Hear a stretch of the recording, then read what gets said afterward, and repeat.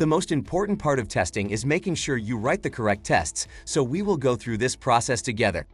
If this part of the analysis is wrong, the problems will multiply when you start testing. Staying with the theme of the satellite TV company, we can start to look at the details of a design document for residential customers.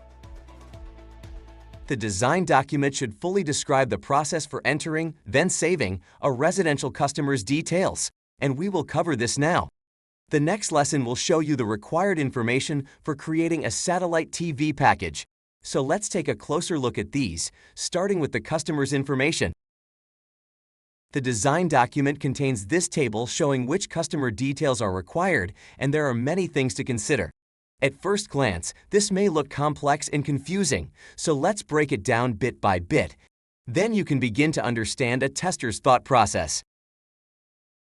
The customer details column shows the full name and contains separate inputs for the first and last name. The contact information captures the customer's email address and contact number. The address section makes sure we have sufficient information to direct an engineer to the right place to install the package, and we can send an invoice to the correct address, so it needs to include the correct details, including the postal or zip code. And finally, the personal details will allow you to input the date and country of birth. The date of birth may simply be to prove that the customer is old enough to watch adult-rated movies. We can also see some additional information in the type column. This will need to be checked when we start testing. So what does this information tell us? For example, the first and last names will be validated to make sure they only use alphanumeric characters. This is the format that will be stored on the database.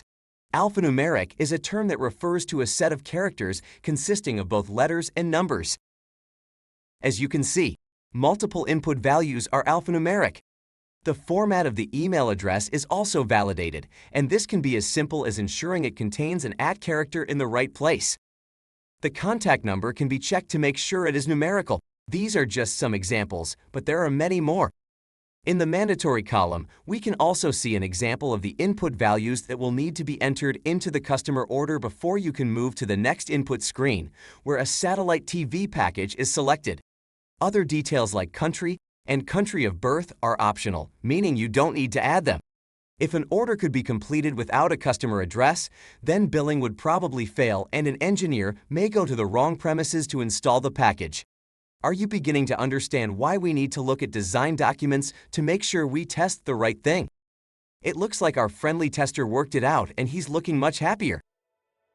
Now we have broken down the customer details, you may start to see some potential tests, like proving the first and last name can only be input as alphanumeric. You can prove this by adding a question mark in the input field to see if it gets rejected. Maybe you should look at the customer information again for more potential tests. You are making good progress now, and it's time to move on to the next lesson. This will show you how to select a TV package, and we can create the first test case when you understand how it works. I'll see you there. Remember, all lessons are free, so please like this video and subscribe to my channel. It costs you nothing and allows me to keep creating free content for you.